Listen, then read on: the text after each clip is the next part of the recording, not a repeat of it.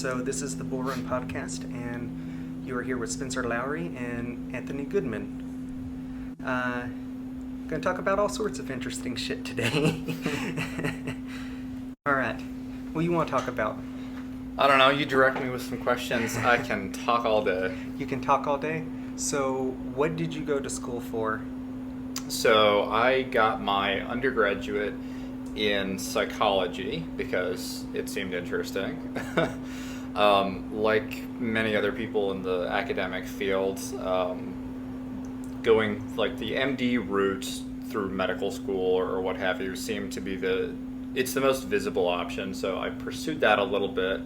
And as part of that, I decided to go ahead and get a master's in clinical psychology, mostly as just kind of a buffer for myself, just to put myself in a better situation where not only was I a better candidate, but I could kind of understand folks in a bit more intimate of a way than a four-year degree would give you.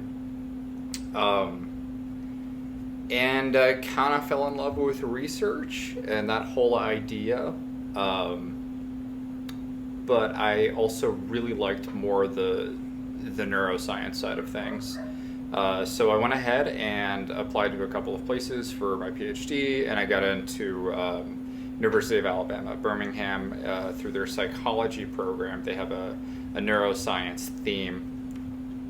So I was accepted and matriculated, and I am almost done. You're almost done. All right. So to tie this in, how did you get into the mushroom group and start, how did that happen, and then how did that lead into making Alabama Mushroom Society? Oof. Well, I grew up in Arizona in the Phoenix area, so pretty dry out there, and I think I was always a little bit fascinated with things that seemed very alive, and mushrooms and ferns and moss. We just kind of didn't have a whole lot of that available. So every time I saw it, I was like, oh my gosh, this is so cool. It's like enchanting. And when I was doing my undergrad, I was up in Flagstaff, Arizona, which is like 7,000 feet elevation in the middle of this gorgeous ponderosa pine forest. And I would hear people say, oh, there's a bunch of mushrooms up on the mountains. There's the ones that'll make you silly and really tasty ones. I thought it was kind of interesting. So I poked around and found that that Arizona had a mushroom club or society that was primarily based out of Phoenix, but people would take trips up to northern Arizona where mushrooms were much more plentiful and forage. And it turns out Arizona actually had really phenomenal edible mushrooms. We have these great fire morels that come through in massive numbers after some of our wildfires. And we have a couple of different flavors of phenomenal boletes as well. And for someone who didn't know anything about any of that, it's like, okay, cool. I mean, you don't think of Arizona as being like a secret little haven for mushrooms, but in some areas they're great. Anyway, so I started getting a little bit involved, and I went on a couple forays with that society, and the leadership was really good. The club or society had existed for a long time, but there was kind of some newer folks that were coming in and trying to open it up to the wider populations. Mm-hmm. Social media was kicking in, so Facebook groups were... A lot of younger people? Yeah, younger people, and people who were okay with sharing their spots because they were getting too old to go and, have their little hidey holes. And so all of a sudden there was this kind of community involvement. And I remember we'd go out on some forays, and we got 90 plus pounds of morels in Arizona. Man, that is a lot. And they were just prime black fire morels. Whew, super nice. So anyways, I really loved it. Everyone was very camaraderie. We would divvy things up kind of however anyone wanted to. People weren't overly greedy. Some folks had their little hidey holes, but anyways, it was kind of a whole community, and you learned a lot really fast.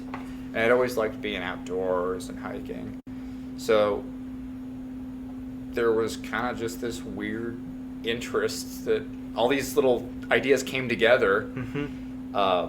And then when I moved out here to pursue my Ph.D., one of the first things I did actually was look for an Alabama mushroom club or society or something in the southeast. And there was one thing that was available on social media. It was a North Alabama mushroom club, but there wasn't really any activity. I think they met occasionally, and it was just way out of the way.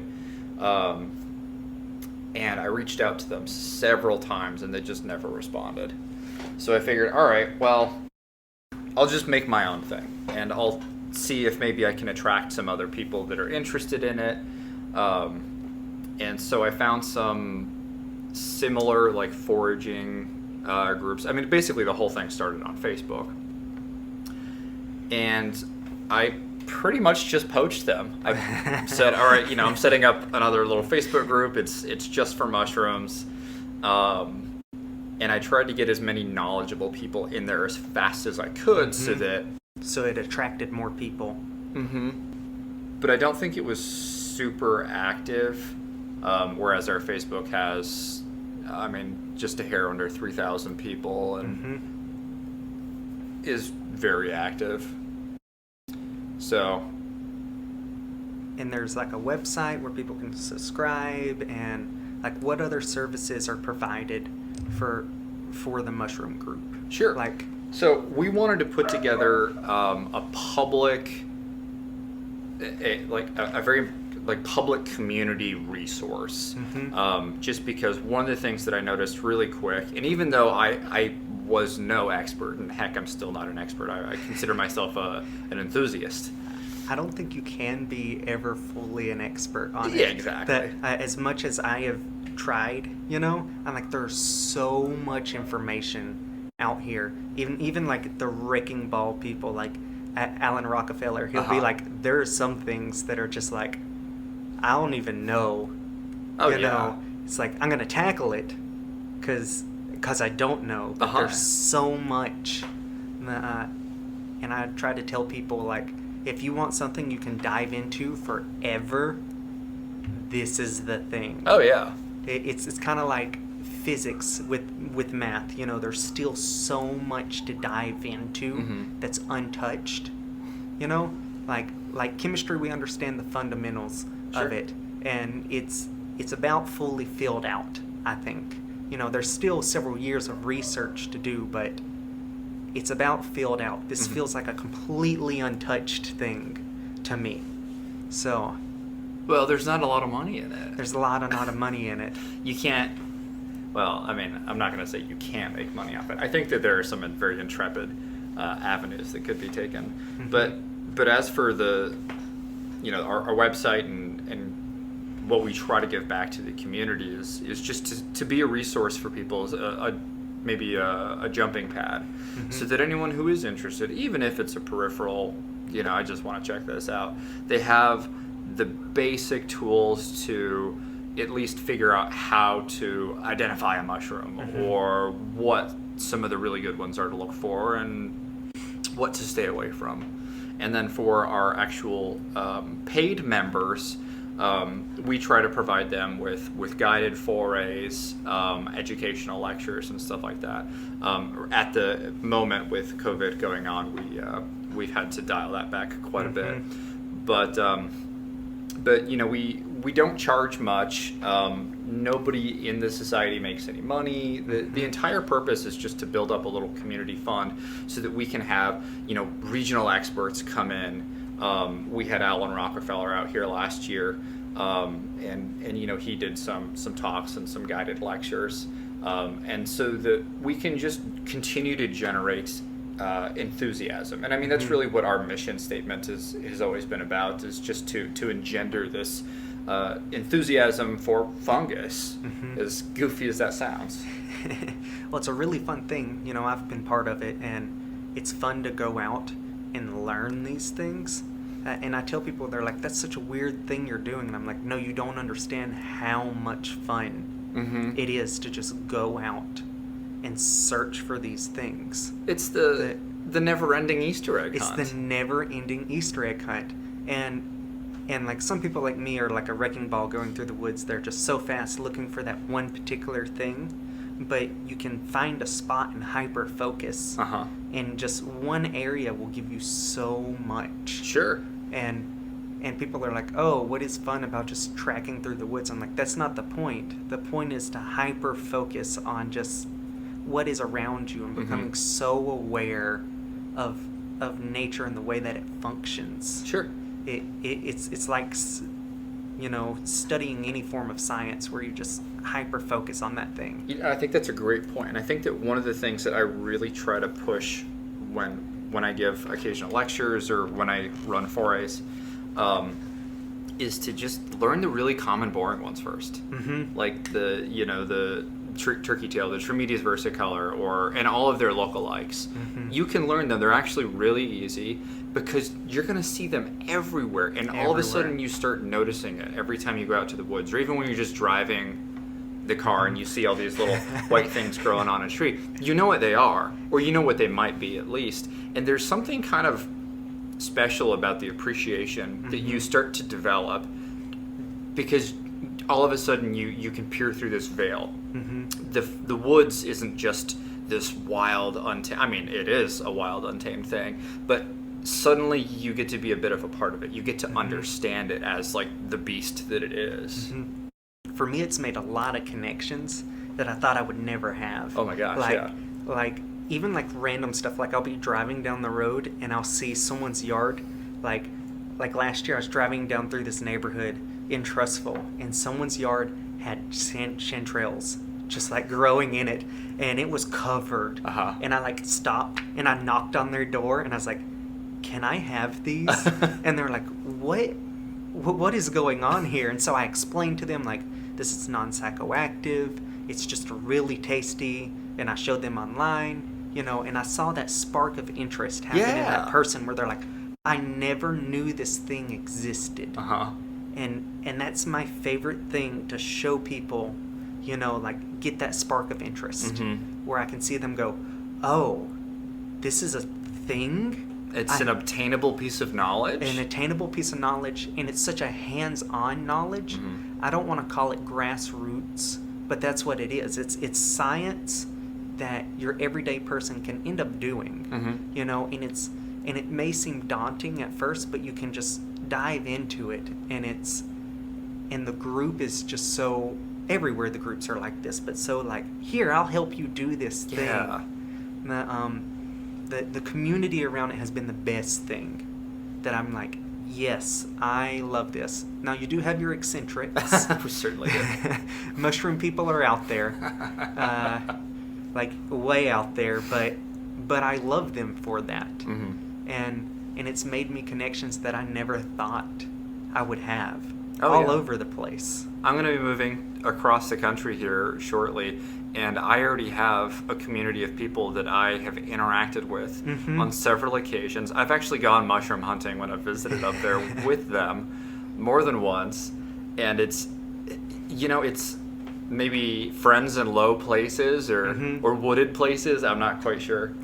But there's something really cool about that. You know, I'm connected to people now across the state that I would have never interacted with if it wasn't for this community.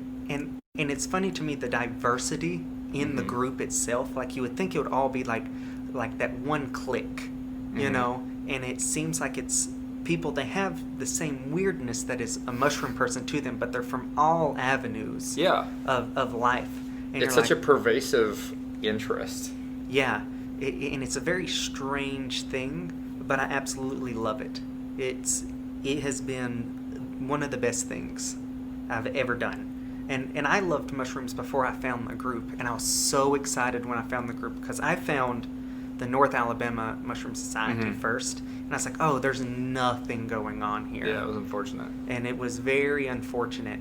And I had, you know, been part of like the Florida one and like the Georgia one, and I was like, all this stuff is going on. And then like one day it like showed you as a suggested group, and I was like, this.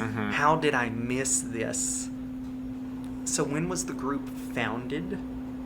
So, I mean, like I said, we started off really as just a Facebook group. And I guess I wanted it to be something that outlasted me. I knew that my time here in Alabama was going to be temporary. You know, the idea with my job and career trajectory is to continue to move. And so it was really important for me to make it more than just this online existence, but to have something that was a little bit more solid. So I went ahead and actually I reached out to some folks and asked if they wanted to help me make it a more official thing. And so we ended up actually putting it together as a registered 501c3 educational-based nonprofit, and we've tried to hold true to those philosophies all the way through as an educational resource. And I think that we've done a pretty good job. You know, it's not like we've got a brick and mortar or something that people are visiting, but we do have some pretty good resources. And as the community is expanded, I think it's becoming much more self-sufficient. Now, I know there has been some struggle since COVID happening, carrying out those fundamental things like 4As where we go out and search. That has been a struggle for me because I was ready to dive in full force. And and like I was like, all right, because I want to get to young people first. Yeah. Because that's when I feel people are most susceptible and open to chasing new ideas. And I was like, all right, let's get to 4-H. Let's do Alabama Wildlife. You know, all these things. Let's do collaborations. And then, like, 4-H contacted me, and they were like, maybe after, you know, give it some time. And it was the same thing with Harvest Roots, which are now down in Birmingham. Yeah. That they wanted to teach a class on koji. And they were like, after the COVID thing, which I'm hoping that will still work out because I think that would be super fun to teach a class on koji and fermentation in that sense. And they're good at teaching that stuff. I went to one of their classes several years ago. They are? Yeah. I'm friends with them, and I haven't done, you know, anything like that with them yet. I feel actually really guilty because we both go to the farmers market together, and I'll see them, and I chat them up every time, and they play folk instruments, and I do too. So I'm like, oh man, you are cool people. You're that new, what I want to call the Southern hippie. You know, like we're not leaving the state, we're going to change it. Yeah. And I really like those people. Yeah. Really focusing on the positives that we have here and bringing those to light. Because there's so much good culture here. And I feel growing up, I saw all these super intelligent people that tried to change, and then they just left because the current administration and the people here just weren't ready for change. Sure. But I feel like we're at a tipping point where there is going to be massive change. And it might take 20 years, you know, but most of those changes happen over a time like that. I mean, think about, like, even in the downtown Birmingham area, and like Avondale's a great example. And without getting into like the gentrification conversations, that might be a little beyond me. But I mean, what was it called?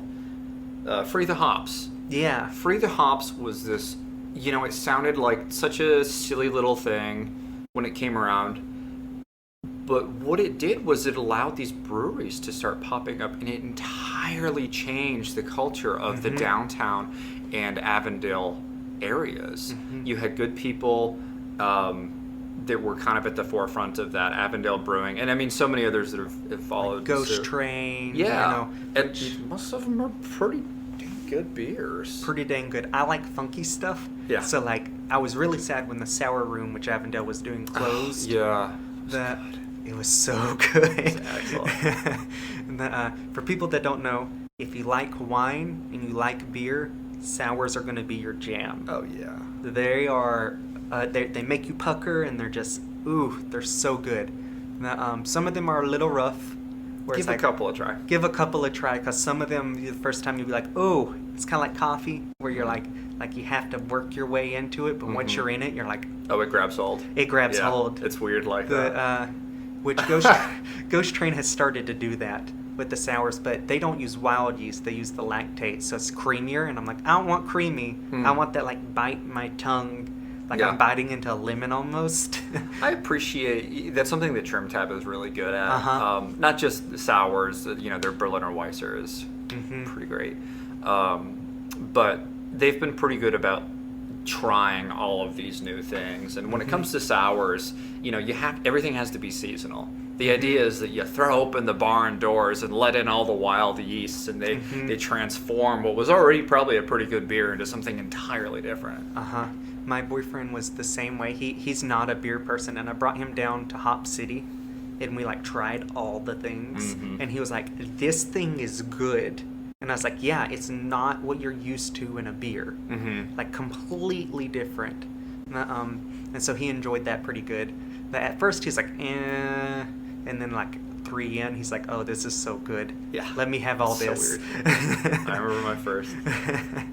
But, I do think that that the Free the Hops was it was a small thing, and it was just about changing the ABV that was available through the ABC, Alabama, Board of Liquor or whatever. It went from corporationalism to like small, which they're not small companies anymore, but like giving the assets to people who want to chase the dream, like saying, hey, you can try the thing. But they were part of our community. Yeah. And I think it's, especially nationally, we've really started moving away from the classic domestic beers, and there's this craft beer revolution. And I think that, a lot of people who never liked or appreciated beer, my wife is a prime example. She went through her entire college career thinking beer was gross until I gave her an IPA. And she was like, what? What is this? What? This is entirely different. Entirely different. It's like mushrooms, my mom is not a mushroom person, and I've been harvesting mushrooms for years, and she's been so wary to try them. And she's like, I don't trust that thing you've picked out there. And then one day I was cooking some lion's mane, and I was like, you have to try this. And I was like, it tastes like lobster. And she was like, there's no way that tastes. And then so she tried it, and she's like, this is one of the best things I've ever eaten. And I'm like, yeah, it's in that same category, but it's different. Yeah. It doesn't taste the same. Don't be afraid to branch out. Go out on the thin branch. And that's what I want to do, is interview people that are not afraid to take that jump or try the thin branch. Sure. Because for all you know, the biggest fruit might be out there. To go out there and find the thing, and that might be your new obsession. Sure. There are people that are making cordyceps cakes now. It's kind of insane, but it's also like, well, who would have thought of eating these things as a regular food source? One thing I would like, because there's been some flavors, like in chanterelles, and you did this where you did like a liquor infused. I want to kind of bring that into the beer world. Oh yeah. But I don't know how, and I'm afraid to start it because I know the first 20 batches that are made are just going to be so gross. Oh yeah, it's possible. I'll tell you what though, black trumpets, so the Crederellas, are amazing in bourbon. If you can find them. If you can, you know what though, if all else fails, you can buy those, which is nice. They're a little expensive. But how do they cultivate those? They don't. They don't. They just find them. Yeah, I think you just get the people that go up on primarily like the West Coast. Where they're poking out a moss and you can see it clearly. I see photos of that and I'm like, why doesn't that exist here? But that kind of comes back to this weird mushroom community. I was making a bunch of black garlic for a while, and I was trading black garlic for black trumpets, and I was shipping my stuff up to New York and receiving packages from New York, and it was just like, okay, that's kind of wild. I'm totally down with the shipping payments, because I I'm getting this like cool ingredient that I wouldn't have otherwise. So I'm going up to New York in July. I'm going up to the Finger Lakes. What's going to be in season around that time compared to like here? Going at the end of July, is it going to be a good season up there, or? I imagine it would be. I mean, at that point, the pretty much all of North America is going to be pretty toasty. So I would imagine that the boletes and the chanterelles and stuff should be out. Assuming the precipitation is good. Yeah. All that kind of stuff. But yeah, I'm excited about that. When I go down to Florida and I hunt down there, it's like I'm in a totally new world, and my brain is like overloaded, and so I spot things easier when it's in a terrain that's I'm not used to, which sounds backwards, because you're like, oh, used terrain, but it's like I'm overstimulated, so my brain is looking more. Sure, you've got your like arousal up at a 10. I get that totally. Yeah, it's one of my favorite things. Nature's natural Adderall. Which... But I mean, that's why so many of us are out there anyways, right? I mean, most people that are poking out in the woods aren't we're just going to sit in front of a TV all day. We all have a little ADHD or, some slight autistic tendencies or, anything in those flavors. And that's where I fall. Yeah. I'm on the Asperger spectrum. And I'm like, oh, this thing, it lets me get those out. Yes. We can hyper-focus on things. I'm super ADHD. That's my outlet. That's your outlet. I've tried to explain to Mom, because I'm not on like antidepressants or anything like that, and I suffered with it, and then I started doing, and this is such a cliche thing to say, where people are like, oh, go out in nature, exercise. Mm-hmm. And I hate when people give that answer to people, but it's true. Mm-hmm. Like, it is 100%. That's what I tell people. I'm like, literally, go walk for 2 hours a day, and make it in the woods. And it can be a park, but just submerge yourself in that. Mm-hmm. And it takes a while, just like normal antidepressants. But after a while, it becomes an outlet where it's like, oh, this is a thing. I can let the floodgates out here. Yeah, you get to be present. It's no different than meditation, It's exactly meditation. Yeah. It's just a different flavor. Hypnosis, meditation, walking through the park, it's all the same thing. You get to drop all the other things that are noodle around in your head and just kind of focus on one. Whether that be actually being present at a park or in the woods, or maybe it's just letting your own thoughts go where they go. Mm-hmm. But it's one train of thought, and that's it. And I think that focus and that presence is really important. And it's something that, I'm sitting here looking at my phone and my Apple Watch that I'm certainly not engaging in, right, at any given moment, because my attention and what I'm focusing on is constantly divided. Mm-hmm. And that's one thing that I've suffered with is the social media and dividing up my attention.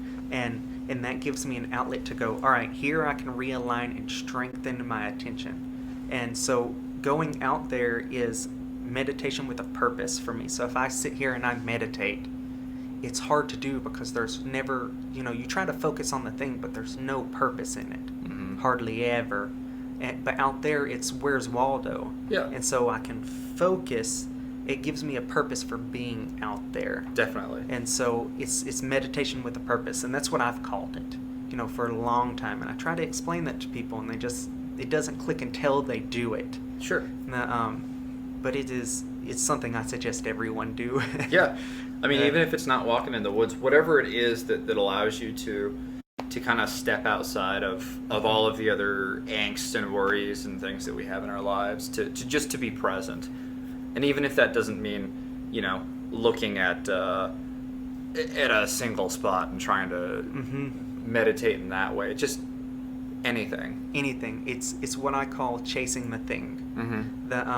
Which can be creating something or like finding Waldo, but the consumerism that we do, I think, is ruining our attention. Oh yeah.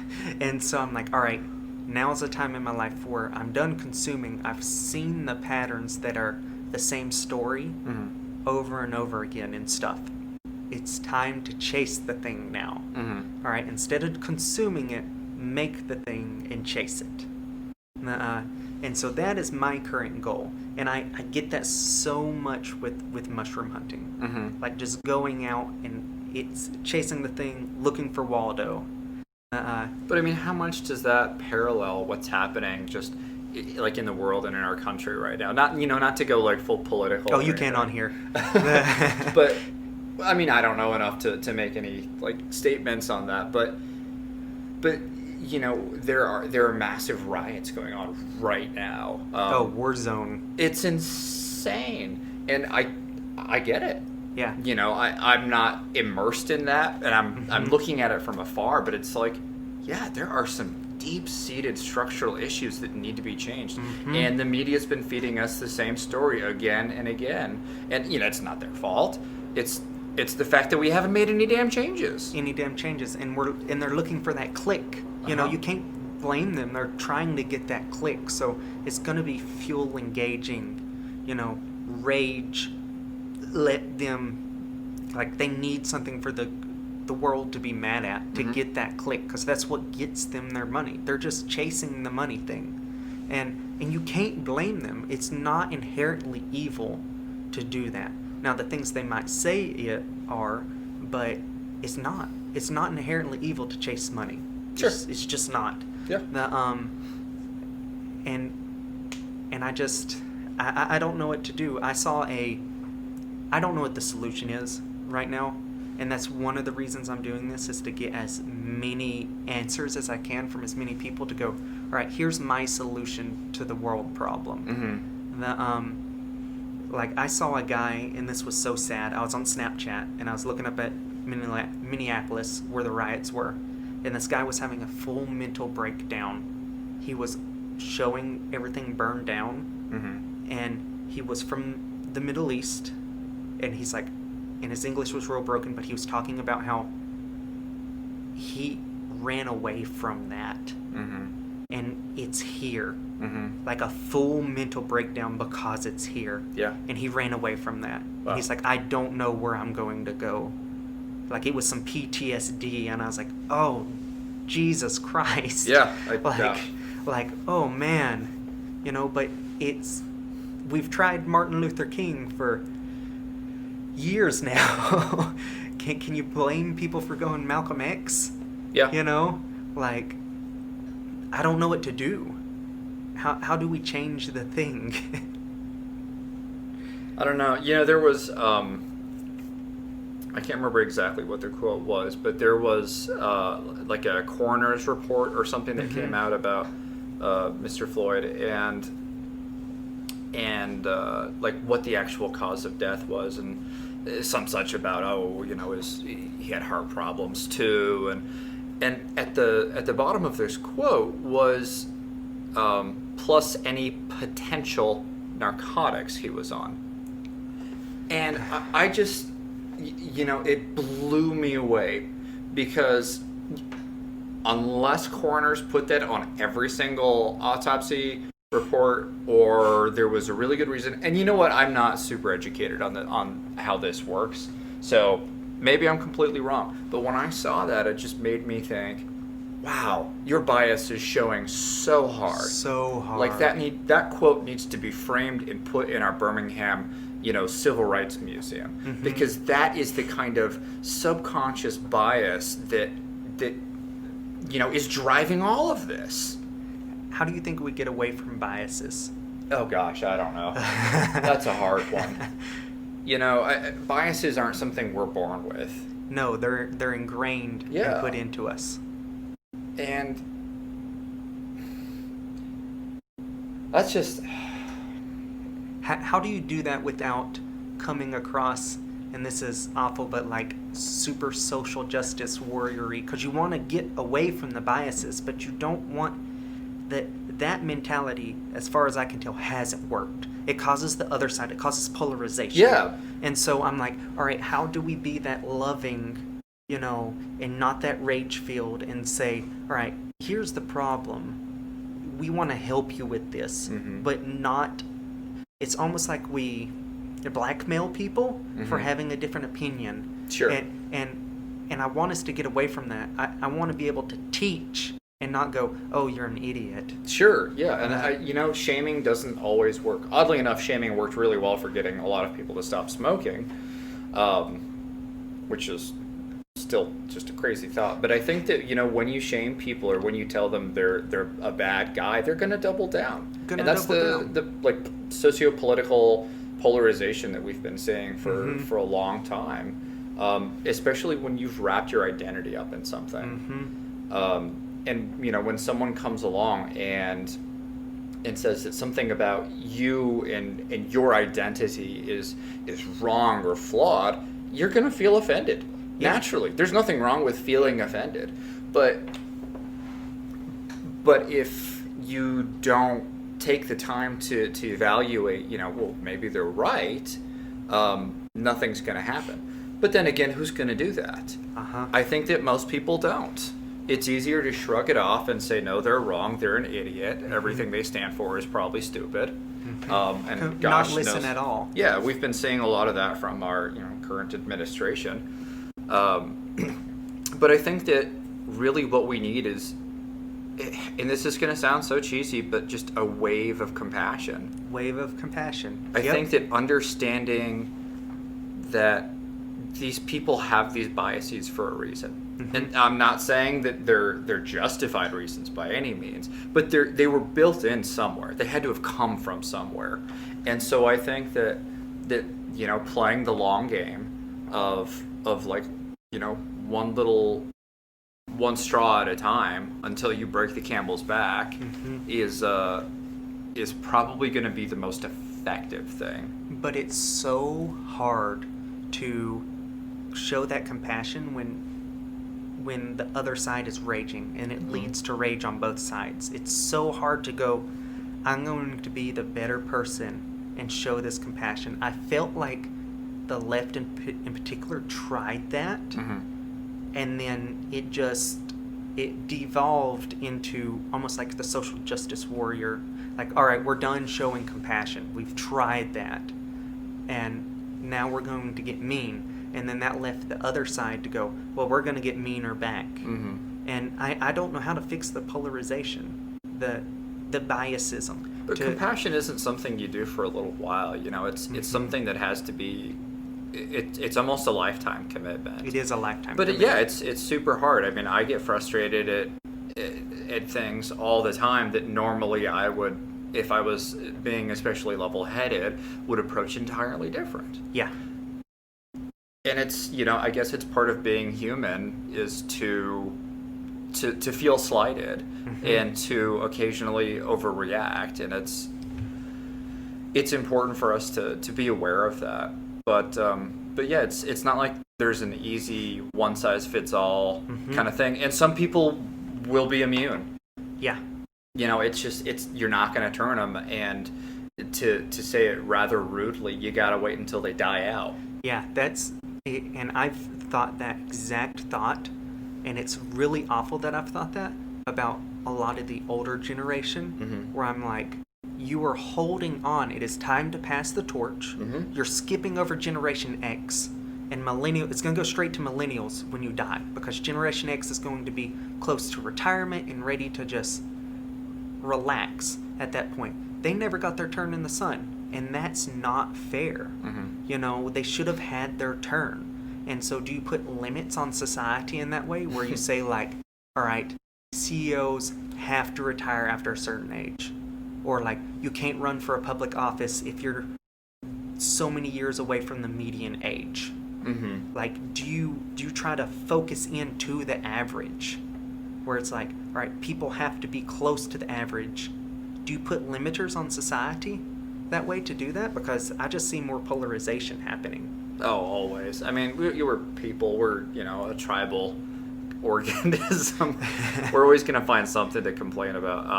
I think South Park actually did a really good job. I love South Park.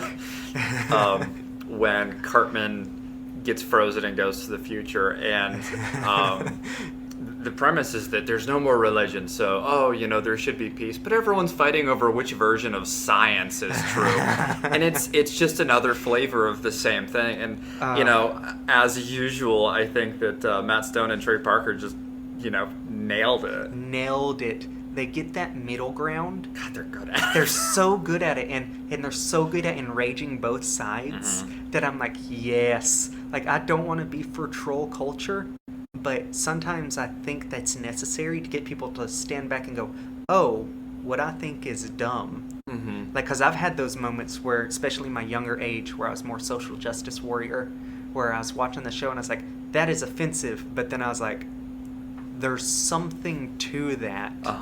Like, but I mean, I guess it depends on the source, right? Like, if you have someone that you look up to or you respect, like I think that any of us who have watched South Park long enough know that the entire premise is that nothing is out of bounds. Nothing. Everyone is fair game to make fun of. And that's, Chef left because of that, right? They started turning on Scientologists. But you respected that idea, and so when they came and shat all over you, you were like, "Oh, fine, you got us. You pulled apart this idea, and maybe it was kind of stupid." But if you're dicking around online and someone comes and says, "Hey, you're a stupid idiot about this," you're just gonna say, "No, let me get defensive." And I absolutely love them for that. I love their ability to tear down an idea and play with it. Yeah. And that's what, thought experiments, what ifs, as we were talking about earlier, just like, what if it is this way? Let's tear it down and mess with this idea and get some humor out of it and say, all right, humor is a great premise to look at why your idea might be dumb. It's like, well, that piece is a little bit stupid. There's some truth in there. Yeah. Nearly. But that's what makes it great. That's what makes it great. And I love how they tear it down like that. And I'm like, yes. Every single. I don't know if you've ever played the video games. The South Park video games. Yeah, I played the Stick of Truth. Oh man, that was fantastic. It's great. Yeah, exact same premise though, of just like, we're gonna shit on everything and break it down and be like, this is stupid, this is stupid, this is stupid too. I absolutely loved it because I'm a huge nerd and like I play D&D. And so when I played the Stick of Truth and it was making fun of Skyrim and D&D, and I was like, yes, make shit all over me, And I was like, this is absolutely great. What class did you choose? Oh gosh, I don't remember. It was years ago. I played Jew. And I was like, oh, this is great. The fractured butthole is, you're the same kid. Okay. And it is, it's just as good. I have played, I'm about done with it. It's so good. But I mean, isn't that it just so crazy though that we've had these, people that make cartoons, adult flavored cartoons, like The Simpsons. The Simpsons have been doing the same thing, although in a slightly less crass and direct way, where they have been just shitting on everything for decades. I remember, even when I was a kid, laughing at, gosh knows what episode it was, but there were a bunch of these evil, villainous people in a room plotting, and it was, the national or the citywide Republican convention. And it was like all of the most evil characters. Oh. And it's like, oh gosh. Oh god. Which, it really, I see that, and it's awful because the Republicans I know are decent people. Sure. And then I see the ones who are the big boys, and I've known them from like the environment I grew up in. I've known some of those, the bigger end, especially in the South, you're more like plantation owner Republicans, and it's a me first, kind of thing, and I don't want to call them evil, but they're playing the game real hard. Mm-hmm. And I can't blame them for playing the game real hard. They know the rules of the game, and they go, me first. How can I set up this thing to be me first? And I can't blame them. And the left does the same thing, Oh, everyone does, right? Everyone does. Look at the Democratic convention where they have the super PACs. Mm-hmm. That's to keep grassroots from controlling. Yeah. But that's where the power of the Democratic Party comes from, is the grassroots. I mean, Martin Luther King, Bernie Sanders, all those people. And I don't agree with a lot of what Bernie says, but I'm like, you did a thing with grassroots. So, He tried to represent the people. He tried to represent the people. Yeah. And anyone who's going to represent, I have things with society that I don't agree with, but I'm glad that he's trying to represent the people. Yeah. And I think it's such a great thing to focus on. Mm-hmm. Even if you don't agree with his perspective, you know that he was passionate and trying to do good. Mm-hmm. And I want to say it's like, maybe I'm pulling this out of my ass, but some old Aristotle translated quote that is basically like, man can do no evil. Yeah. But that, what is evil is based off of what they think. Mm-hmm. And so everyone thinks that what they are doing is good. Mm-hmm. And it's a really hard thing to wrap your head around, especially when you see people blaming victims and pointing fingers and stuff. But to them, they have this very strict ideology of, I guess I'll continue to politicize things here. Pick yourself up by your bootstraps, hard work pays off. Mm-hmm. And it's like, well, those are important ideas, but there's so much more. And economically and psychologically and epidemiologically, we can prove that there's more. I think pulling yourself up by the bootstraps is like, hard work is only 30% on whether or not you're successful. There's luck and who you know. Absolutely. I have family members. You just didn't choose your parents right. You just didn't choose your parents right. I have family members out west that they have old money now. It's been several generational things, and they're always like, "Oh, just start a business, and do the thing." And I'm like, but I don't have parents that are willing to give me $200,000-$300,000 to start a business, or a safety net to stop everything else and try it yourself. Yeah, and I'm lucky enough to have a safety net here at home, but we built this from scratch, and like, we built our house for $60,000, and that's all we had. Mm-hmm. And it took us years to do. We lived in a trailer while we did it, and that's an example of pulling yourself up at the bootstraps. But now we have a big house that we can barely maintain. Yeah. Like, it didn't economically change our position Mm-hmm. in the world.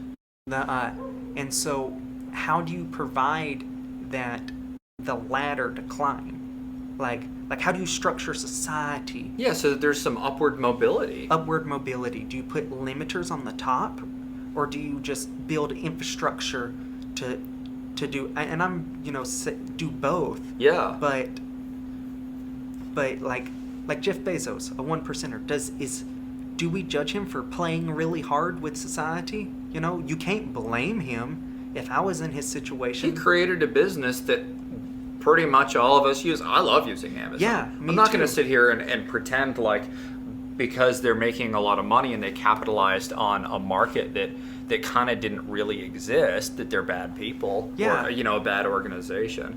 But, if they were destroying everything in their path and lobbying so that other institutions couldn't do the same thing or trailblaze in their own way, then I think you ventured into like wrong and evil.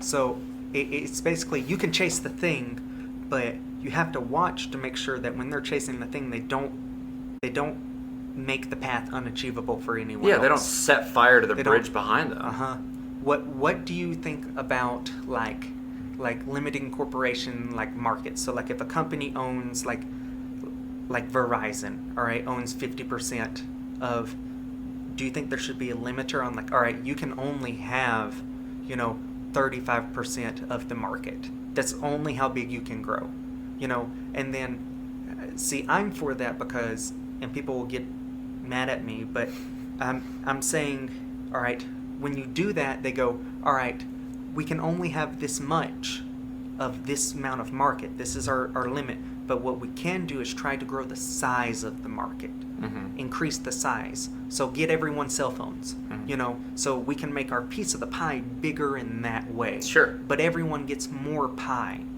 that way. I think that might be a way to do it, but I don't know how you set those limiters on a corporation like that and it be fair. Well, how do you stop something like OPEC showing up? Yeah. These big multinational conglomerates that come together and they literally set the price of oil. At the end of the day, like you can dissuade monopolies from existing, but there are kind of back doors to still manipulating a market. Yeah. And do you just have your population being mean as hell, to say like, no, you can't do that thing, like because when it comes down to it, that might be the only way to have your baseline population look up to the ones who playing really hard with society and go, no, you can't do the thing. Kind of like how when you have a bully on a playground, everyone else is like, hey, you bully anymore and we're all gonna gang up on you. Sure. You Yeah. You don't. We had that in my high school. Oh, you did? Yeah, we had some of the mentally disabled students who were in special ed courses and what have you, and gosh, some kid would come and harass you and you'd be like, oh, it's Chris again, okay, and you'd be a little bit annoyed, but man, if somebody said something mean to those kids, everyone would swarm them. That was the only fight I've ever been in school was for that. There was this kid named Brett. I haven't met a Brett I like. That sounds awful. But I'm being biased there, but I haven't. And he was mean to a kid. And we had like this really long walk from the playground upwards. And this was in middle school. And this kid, he was special ed. And, he couldn't fight back at all, and he pushed him down the hill, and I immediately got in a fight, and I was actually it was funny because I threw the first punch, and the school's rules were like if you throw the first punch, you're the one who takes the punishment. Yep. And the principal behind closed doors was like, no, I'm not punishing him. Yeah. Like what that kid did was wrong. It may have not been his place to be the punisher of the punisher, but I'm not punishing him for what he did. Yeah. And I like broke that kid's nose. And it was he ended up moving schools. Wow. Because of that. Like his parents were like, we're not having you in the same school with this kid. And I was like, too bad, and my parents were the same way. Like he was defending this other kid who had no power to defend. And at the end of the day, it's hard because I think that we have a social and human responsibility to stand up for those that can't stand up for themselves, defend the meek. But at the same time, we can't let the mob rule. Can't let the mob rule. And what about that on like a global standpoint? As being the privileged United States, is it our responsibility to be the world police? Is it, because I haven't been all over the world, but I know people who have, and this place is pretty great. It has its disadvantages, but it's a pretty good place. Is it our place to enforce that? Based on our cultural understanding and our cultural values? I mean, it's hard. It's hard. Because it's not like you're just saying, oh, stop killing people or stop raping and pillaging. To X, Y, and Z organizations or countries or dictatorships, you have to completely uproot things. I mean, I'll be the first to tell you how ignorant I am of the general situations, but I mean, Desert Storm all the way through today, the Middle East has been kind of a shit show. I mean, based on, like I said, the limited information that I have and that I'm aware of, but I mean, how much of that was us just going in and applying our cultural values? Yeah. While we were trying to do good. Well, I think that arises from, enforcing control and then like stepping back away. Mm-hmm. So in the 50s, US and Russia were there, and it was a modern place. Mm-hmm. You know, like there was no women's rights issues, you know, anything like that. I mean, the Middle East was the birthplace of civilization. And it's so sad of the warring that's going on there. I want to go there so bad. Oh yeah, because it's so gorgeous, and I like weird out there things, and so like gin is a thing that I really like, Mm-hmm. you know, and my boyfriend really likes gin, and it's the birthplace of like the gin story. I didn't know that. Yeah, like and that's all in like Muslim culture is the jinn. They call it like the hag woman. You know, it's a woman like in a cloak, you know, and she's like a story that shows up all over the Middle East. And that story shows up there. And I want to go to these places. Like there's whole mosque dedicated to jinn. And I want to go there. Yeah, you know, that sounds amazing. whether or not I believe in it or not, you know, it's a thing I want to experience. Yeah.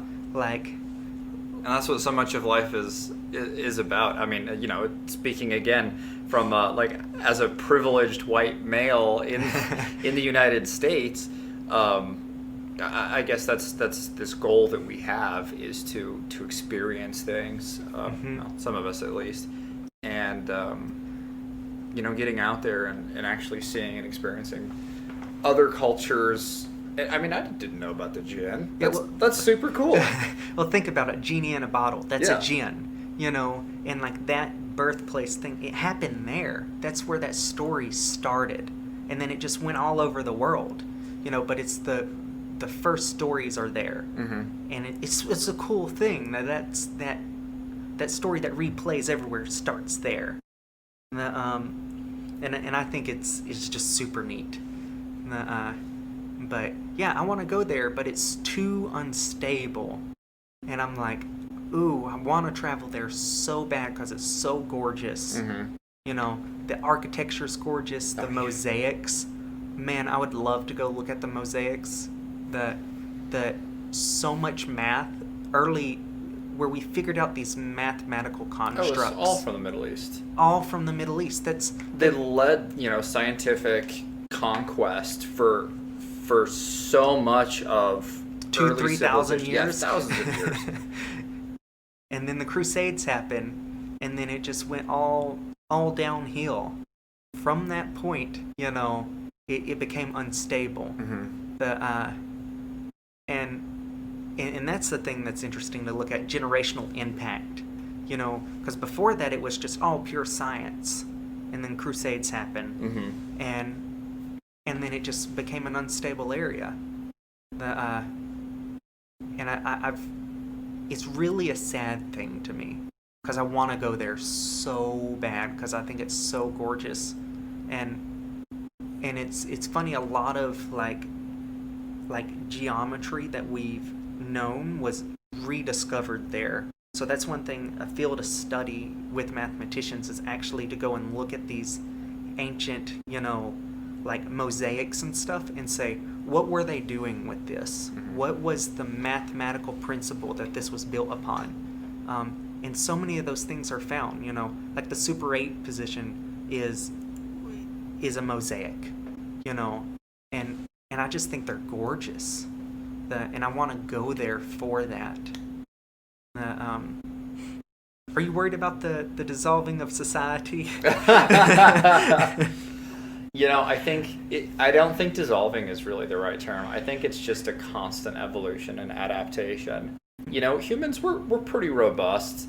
We've been doing this for a long time. The issue now is that we have bigger guns. We have bigger guns. You know, I mean, ancient Egypt, they were building the pyramids. It's like, what, 6,000 BC? Mm-hmm. We're all closer to the time of Jesus by like an order of magnitude than the building of these pyramids. Mm-hmm. Holy shit.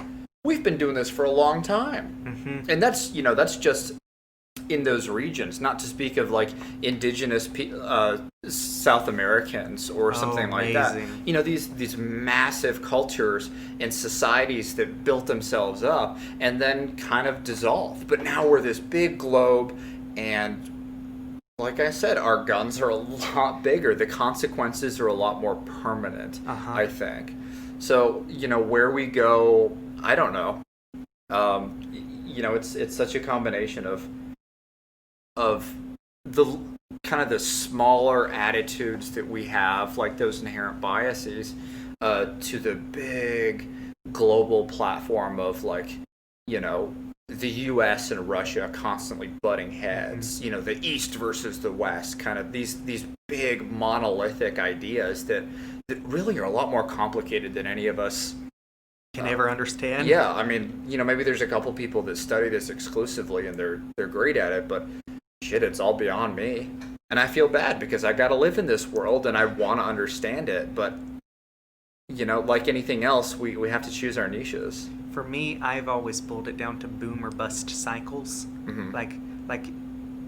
Like this society's having a boom cycle where there's growth, and you can only have so much before it causes instability. Sure. Where it outgrows itself. It grew too many fruits and the branch broke. But then the breaking of that branch makes new spots for stuff to grow. So I'm worried that we're about to be at a bust cycle, which I thought we were at one or in one since the 70s because I haven't seen much growth. Like phones and stuff like that have been great. But in terms of like going out into the universe and exploring, physics hasn't grown any since the 70s. We've been stuck on string theory since the 70s. And there's no new anything. And so I want to get out of what I consider a bust in that side of things. I want new ideas, new things to chase.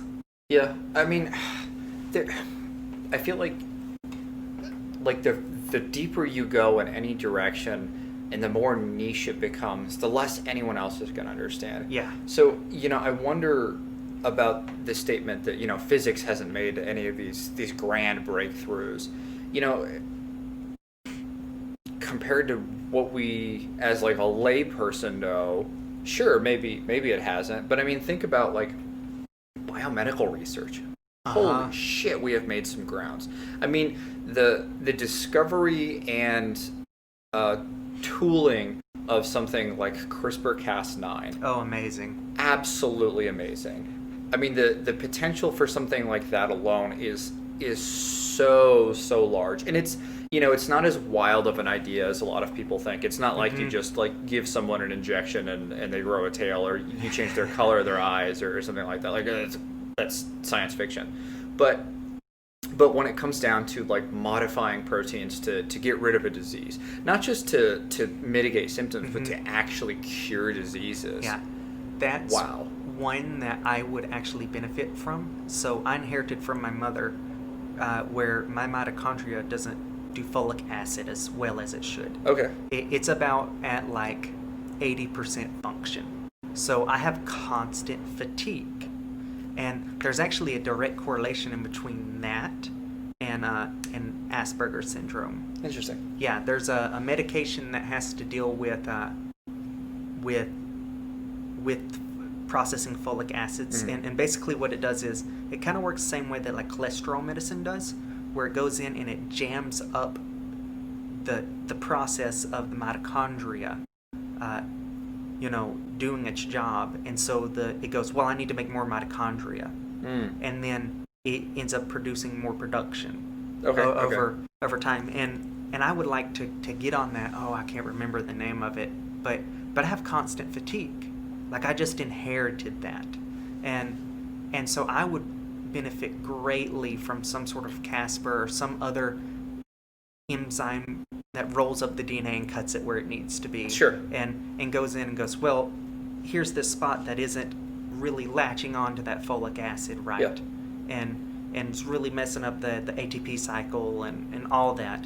Let's fix that one thing. And then I would love not to have constant fatigue. Yeah. You know? But I mean, you know, something like that that is this, it's a complex biological system, but really all you have to do is turn up one dial. Those are the things that we can utilize these specific tools for. And the more specific the tool, the better it works. I know that there's a lot of potential for Huntington's, especially. Huntington's is like a prime target for CRISPR-Cas9 because it's based on all of these repeats. You know what CRISPR-Cas9 specifically does? It cuts things out. Yeah. Very, very specifically. And so if you can get that, enough of that at least, into the right organ systems, then you can literally cure that disease. But then you deal with, like stuff like celiac disease. It's, you have to have two of them, but that one thing helps stop malaria. How do we test, figuring out what is ethically responsible to cut out? Like, what if we take a fetus, that could have been the next Einstein that just had a small heart defect, and we go, oh, I guess we killed this one because, of this thing that we cut out, we made a mistake. Sure, you're trying to do good, but inadvertently causing harm. Yeah. I mean, isn't that just the human condition? Fix code, create 4 more problems. Yeah, and I mean, that's definitely one of the reasons that we don't do, in the general biomedical sciences, it's not like you just go willy-nilly injecting things into people, and we don't work with like fetal development, changing that kind of stuff. I mean, there are a lot of rules there, and they're kind of there for a reason. Yeah. Not to say that those types of rules shouldn't be dictated more by the scientific community and less by politicians who don't know anything about it.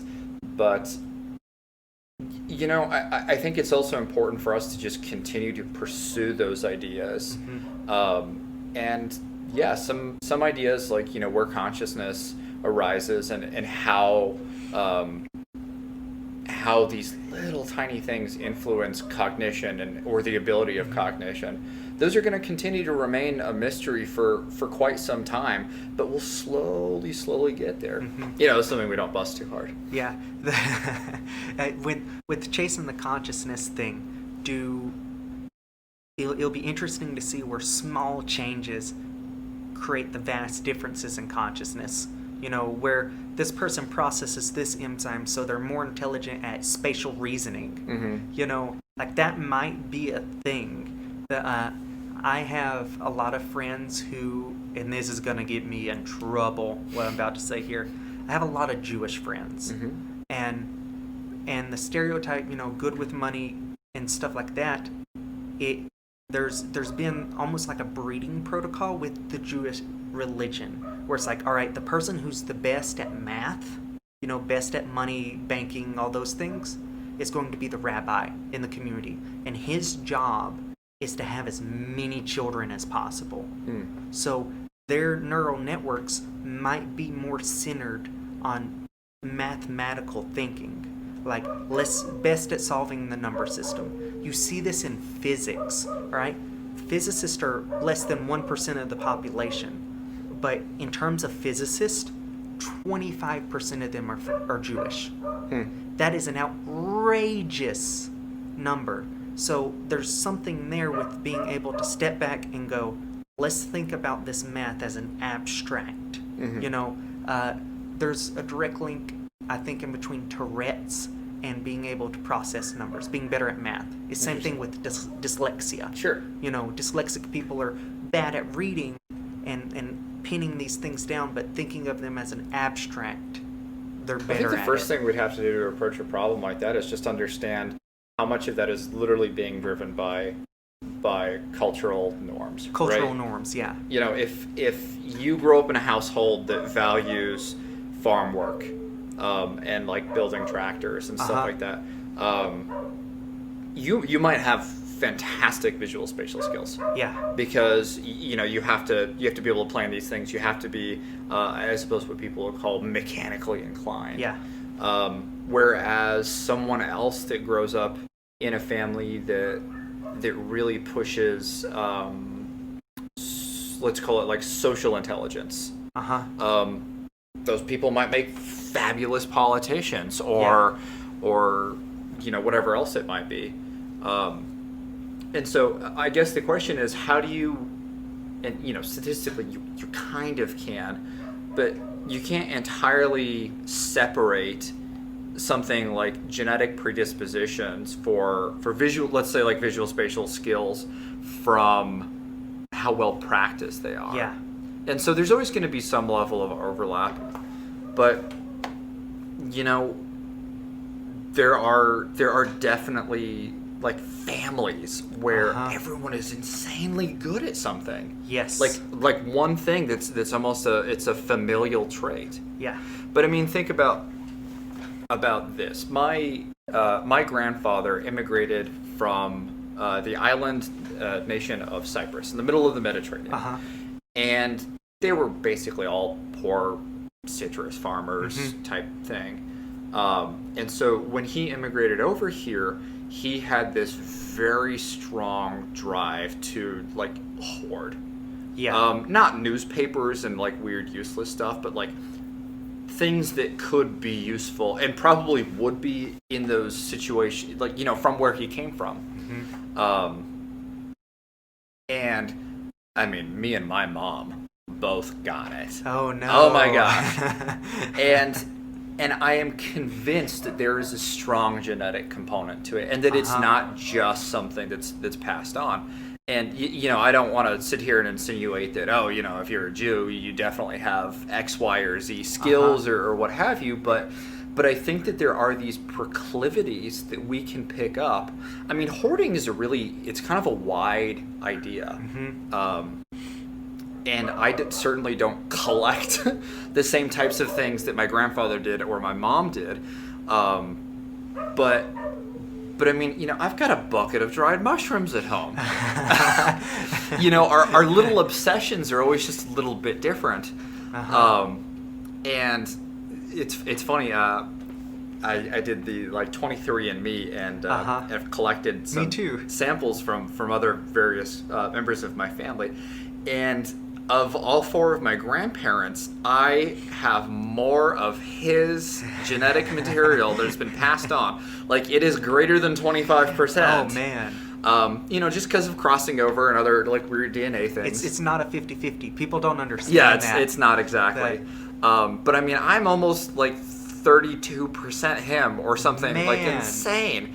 And it's like, oh my God, I see it all the time. I have all these weird little things that's like, I didn't come from the old country, but I do all of these things that are so similar, but my mom didn't do them. But they were passed down through her. Yeah. So I have something very similar. So I love math and physics. That is my first love in life, quantum mechanics and all of that. All the men on my dad's side are good with numbers. Every single one of them. And I was not raised around them at all. And in my mom's side, they're good with like numbers in the sense of like physical terms. So like they can build a house like we did. They can look at something and go, like my grandfather can look at something and go, that's 14 feet, 2 inches and a quarter. It's the most amazing thing you've ever seen in your life. It's like, how the hell did you do that? But my dad's side can't do that. They're all abstract numbers. Okay. So my uncle is a math teacher, and when I got towards the end of my teen years, I started to interact with them more, and we would have like math competitions, solving this abstract equation, and that's what we would do. And I absolutely loved that, and I inherited that from them because I was always good at it. Like, one of my earliest memories is I'm on the school bus heading to school, and I am in first grade, and I start counting out Fibonacci. I don't know what that is, and I'm like, here's this pattern that's very strange. And like, kids are great with abstract numbers. Are you joking? Yeah. There's so much potential there. So much potential. And I was like, there's this pattern, and it's pattern recognition is what it is. Yeah. And so my dad's side is really good at pattern recognition. And so they can go like, there's that pattern. I've seen that before. Here's where it repeats and all these things. And so I remember being weirdly obsessed with some like numerical patterns, really simple ones as a kid too. I can't remember what they are off the top of my head, but these weird little things. It was like, hey, did you know that numbers do this? Yeah. You know, it was probably like a series equation or something really kind of simple. But as a kid, you're like, oh, how cool, how weird. The one of the things that I was obsessed with, like as a little kid, my mom was like, what the hell did I produce?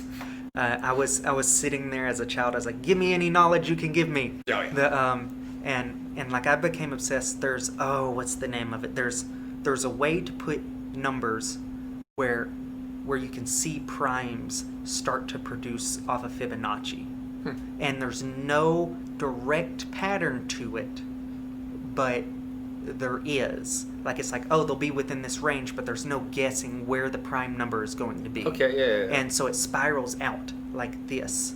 And I was obsessed with that. And then when I was a kid, I used to build, there's this mathematical equation called the game of life, which is where you set perimeters around building blocks. And I used to do that. And I used to build patterns. I didn't know what I was doing. I was like, all right, so like if every third block out this way, it divides into two. Yeah. And then it goes out. And you're building these visual spatial skills using like brick shapes. So I mean, like you know, even like I remember as a kid, I was really I don't want to say obsessed, but I would obsessively look at like tiles. And the way that like bricklayers would make their patterns and stuff. I thought it was so cool. And yeah, as a kid, I think you're just such a little pattern recognition machine. The interesting part is my dad's side is all left-handed, and I inherited that left-handedness, but they didn't realize what this was, and they are all synesthetes. We all are. We all have synesthesia, and I inherited that, and it helps me with my pattern recognition in a really weird way, because it's like standing back and going, oh, that's a different way to look at it. And like, so like numbers have like feelings and shapes to them. Like the number 9, hate it. It's big, it's scary, and it feels like it's gonna murder you. But 1 is also big, but it's more caring, you know. And like 3 feels like I'm standing in the center of 3 people. Like I can't get out, but it's like an awkward. I'm like. And it's this weird thing, and it's very so in my mind's eye, you know, just there. And I've tried to explain that to people, and they're like, "What are you talking about?" You know, as a child, that was a weird thing where I was like, I would be like, 9 is scary, and people would be like, "What?" Yeah, I think if you don't have synesthesia, or you're not like currently, you know, tripping. Or, you know, on salvia or something. Oh, fuck salvia. You know, it might be kind of hard to understand those weird cross links in the brain. like the number 7 tastes gross. You know, like I think of 7 and it's like I got septic in my mouth. And I'm like, and I try to explain these, and it's very strange. And then people do get to experience kind of that on like psychedelics. You know, you mentioned salvia, and I no, not my thing. Twice in my life, and I was like, nope, not that one again. The other things almost scared me away from them. I was like, no. But I mean, there's, again, it's just like kids are good at this stuff. I remember, I mean, you were bringing back all sorts of these kind of crazy little thought patterns I had as a kid. Where, I mean, I never had synesthesia, but it was much more understandable. There were these like kind of odd like associations or connections that you had. You were much more, I suppose, like intangible or abstract. And I think that as we get older, we lose so much of that. And you know, I'm not going to go on and say like, oh, you know, kids can like see ghosts or whatever because of it, but there is truly some more abstract thought because, you know, their little neurons aren't pruned like ours are. Do you think that So like psychedelics, when you do them, is it like resetting to the kid state? Because I've had that thought. That's a cool idea. I've had that thought where, like, when I've done them and I'm sitting there and I go, this is strange. I've felt this before, and then I think about my earliest memories. I'm like, they're fuzzy like that. They're like, things are not concrete yet. Yeah. So I haven't set my reality yet. You know, my neurons haven't set their path yet. And so I've often wondered if it's setting back to a kid state, you know, in terms of like development, where the neurons can go, because the way like psilocybin and like LSD work, as far as I understand, is they attach to that receptor and it blocks it. And the only way for it to reset is to melt the axons and absorb that back into the neuron. And so that receptor's free to go make new connections again. It might make the same one, but and that's kind of what I've roughly understand about it. Yeah, I'm not entirely sure, but there's a lot of plasticity, and so you don't have things that are like the receptors themselves can be absorbed and broken down. But I mean that's something that happens on a regular basis, anyways. Yeah. That would just potentially in this situation speed it up. I don't really know, but you know, there's definitely a lot of like psychological potential there. Yeah. And I think that's probably the important thing to focus on, right? Yeah. How do you think we'll open up research into that? How do we find that path? You know, because you're going to be the people that will be on the forefront to be able to get the first, as a researcher and in neurology particularly, you know. How do you open that up as a society? How are we going to get there to say, here, Anthony Goodman can, you know, research the effects of psilocybin on the brain? How do we get there? I mean, we have little bits of it, but I mean, the scheduling of drugs in general is a huge hurdle, because the scheduling, and I mean, you can ask any clinician, like academic professionals, and they will tell you that the scheduling system that we have in this country is just a pile of horseshit. Monstrous. Yeah, it's developed entirely by political influence. It's not actually based on the potential for a substance to be useful versus its harmful potential. Because if that was the case, alcohol would be up there, marijuana would be off of it. Things like psilocybin would be off of it immediately. It would be completely differently structured, and I mean, we literally have the data to rebuild that if we wanted to use a scheduling system. But I think that's one of the major hurdles. That and just our cultural stigma that we have against it. I think that, and you see this across the board with mental health in general. You know, if someone's taking an antidepressant, they're basically just putting a substance in their body that their body just kind of wasn't making enough of. Yeah. You know, they're just leveling it out a little bit. And it allows them to function in a better way. It increases their well-being as a human in whatever regards that means for that individual. But we've been so, I think, scared of admitting that we're all a little bit broken. Yeah. That we're not all these perfect, I'm going to pull myself up by my bootstraps and, you know, hard work. And, you know, that stuff's great and it's really, really important. But there's more to the stories than that. And I think that we're just scared to admit it. Is it your responsibility as a researcher to kind of be sneaky about it? So, like, let's say, you know what psilocybin or like 2CB bonds to, and it's illegal, you know? Let's add another carbon there.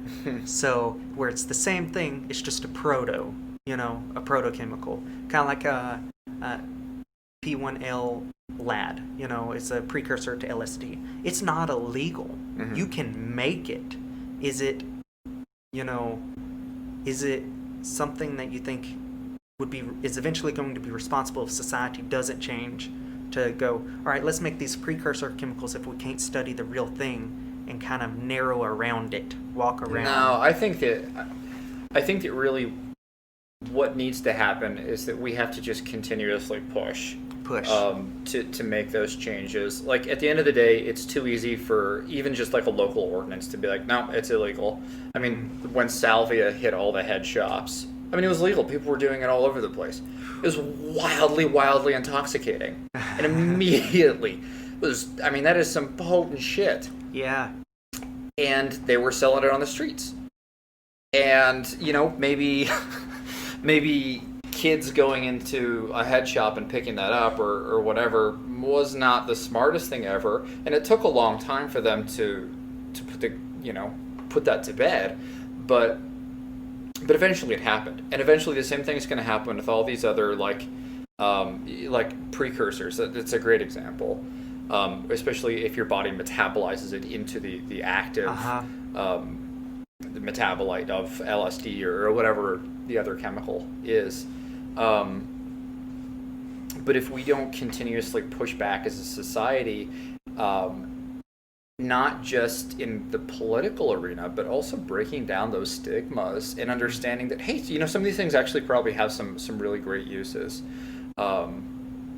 And maybe some of them don't, and that's cool too. Mm-hmm. But at the same time, I'll also be the first person to say that I hate it when people overemphasize the use of something. Marijuana does not cure cancer. It doesn't. I don't understand where these ideas keep coming from. It's like weird propaganda, and all it does is it gives people who want to keep those things illegal, for whatever their reasons are, another thing to grab hold of and say, look at this bullshit.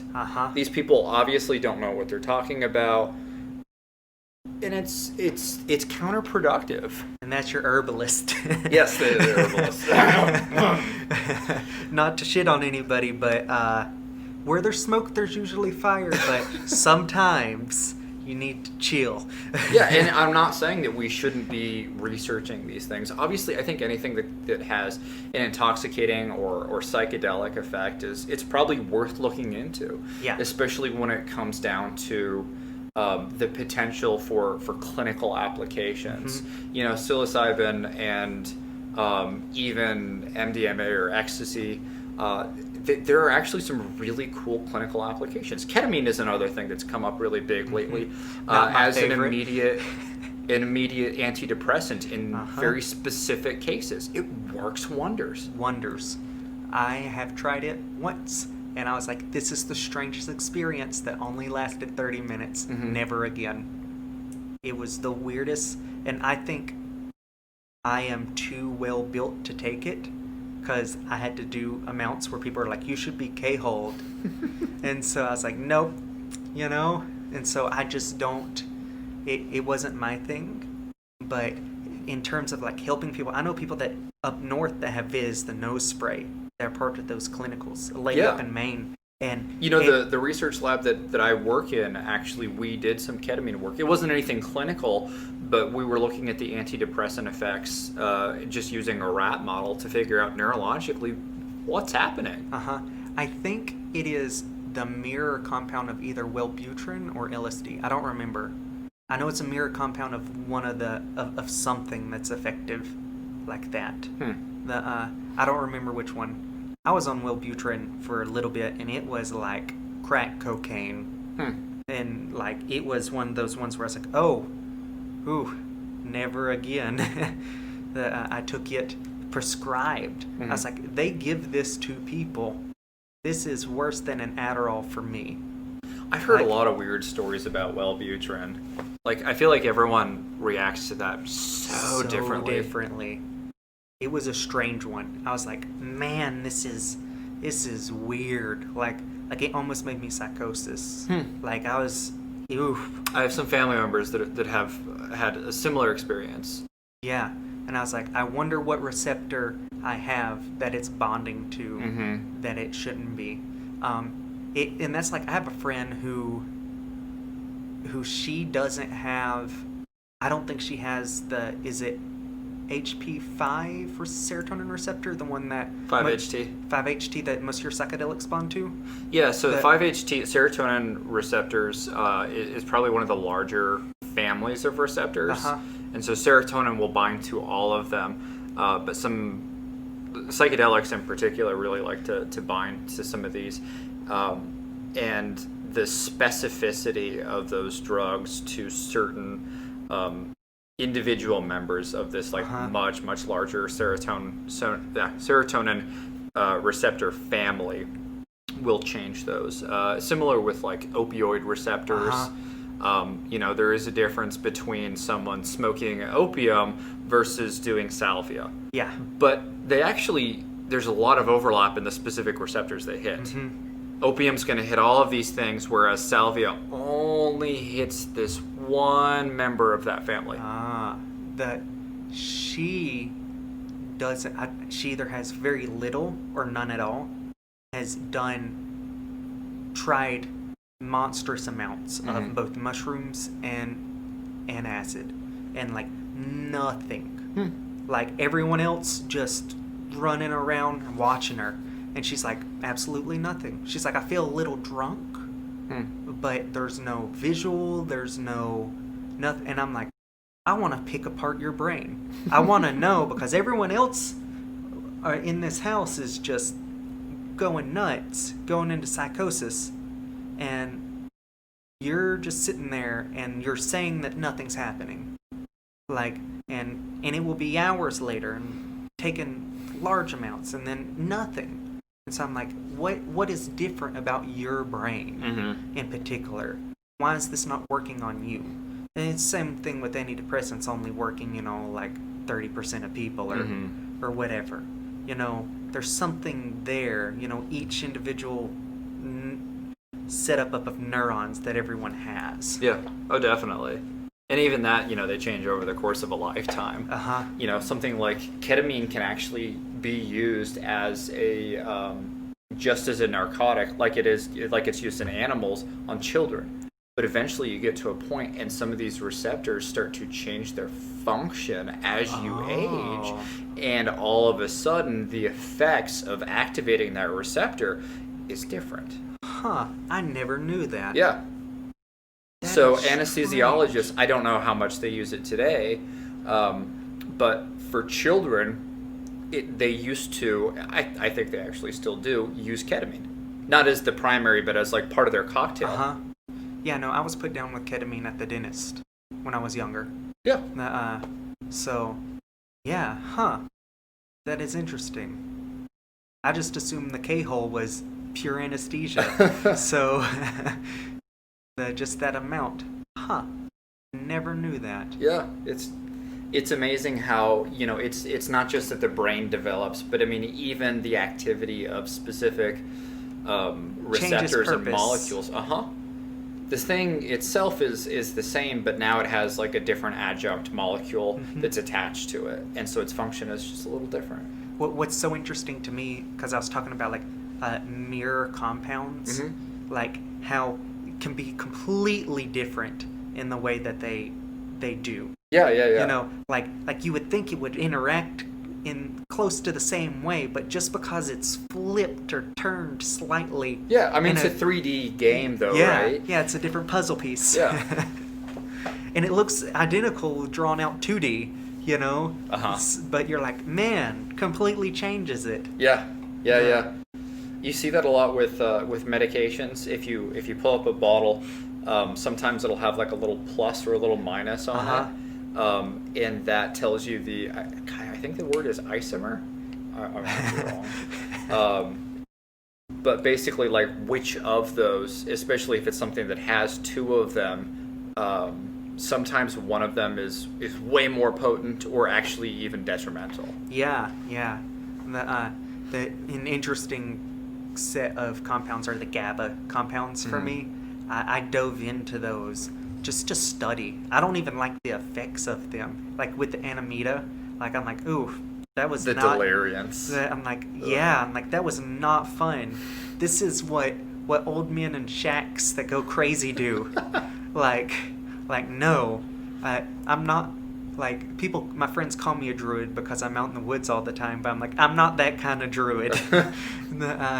But just the way that they interact in the brain is super interesting, and they're super potent on me.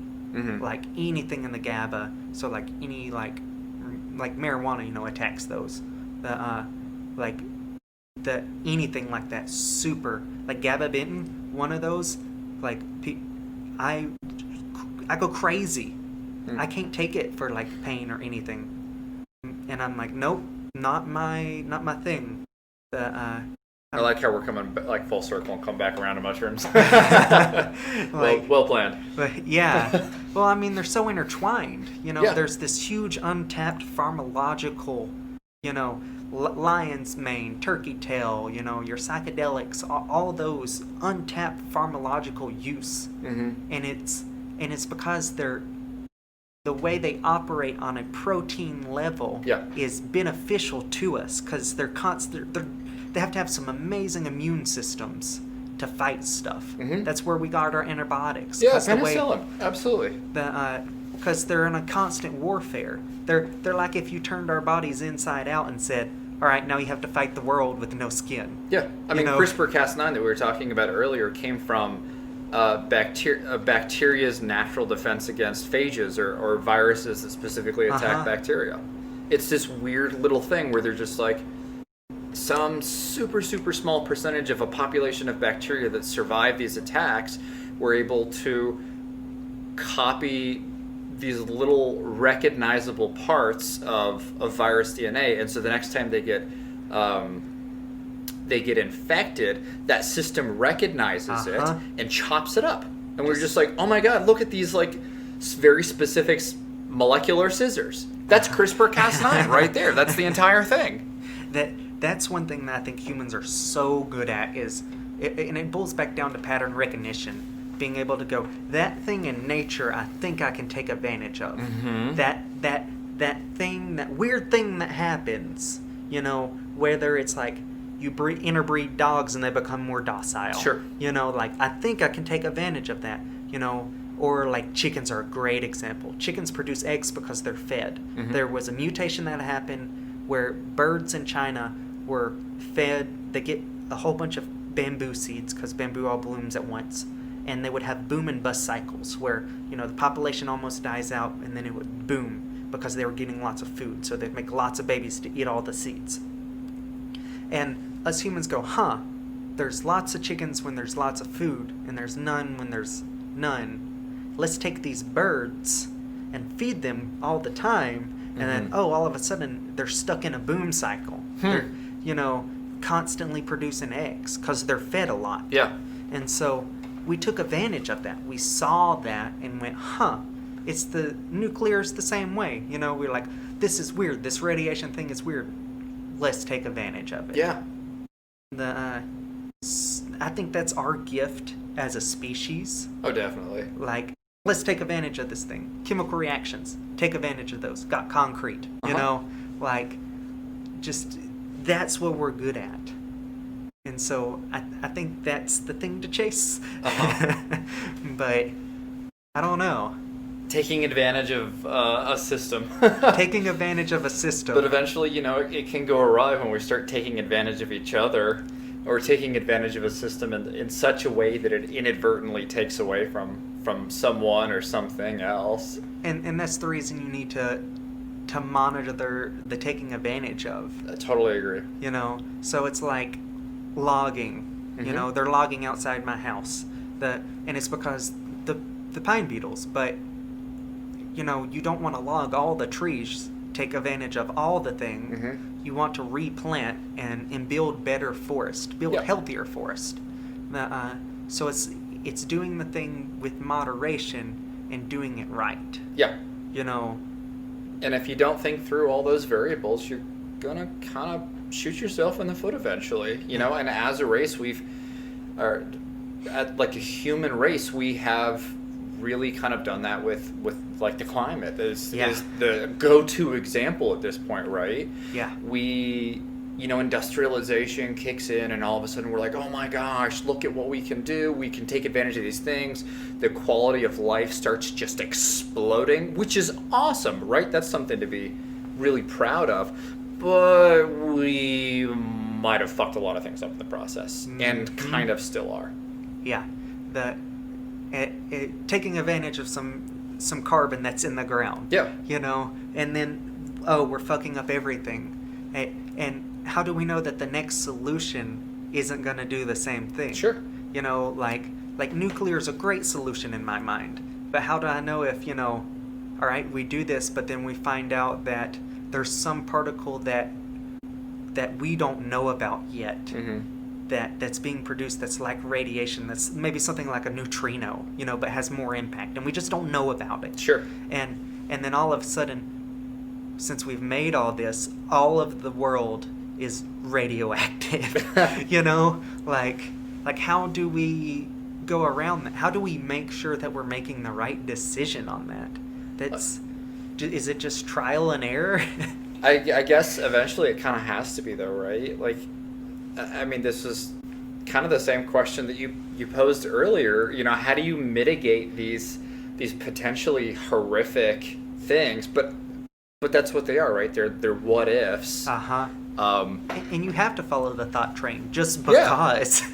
Absolutely. It's like as awful as fascism was in World War II, we had to follow that thought train of, all right, let's see if building a society where state first is good for us. Clearly wasn't, Yeah. But in science fiction, that's a thing, state first societies, and they do really good in a abstract way, but it's not good for us because of the biases that we have. So it's better to have an ecosystem-like thing than it is just pure order.